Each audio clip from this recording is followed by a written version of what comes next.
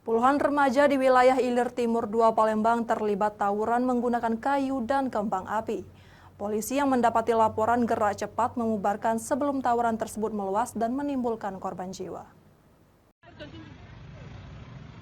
Puluhan remaja terlibat tawuran di kawasan Jalan Yosudarso, Ilir Timur 2 Palembang.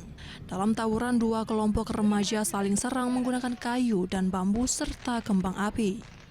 Kepolisian sektor wilayah Ilir Timur 2 Palembang yang mengetahui tawuran langsung bergerak cepat, membubarkan tawuran tersebut.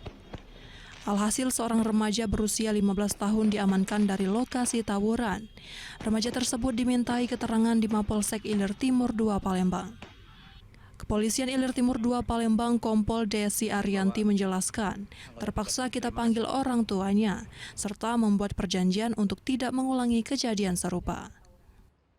Jadi himbauan kami kepada warga, khususnya di wilayah hukum Ilir Timur 2, karena saat ini kita sudah memasuki musim libur anak sekolah, jadi agar para orang tua tetap mewaspadai kegiatan anak-anaknya dalam masa liburan ini agar tetap berada di rumah untuk tidak melakukan kegiatan-kegiatan yang nanti akan memicu terjadinya tawuran. Jadi Kapolsek Ilir Timur 2 menghimbau kepada warga khususnya orang tua karena saat ini masih memasuki libur sekolah.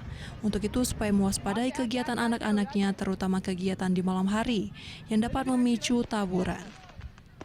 Dari Palembang, Firdaus, iNews melaporkan.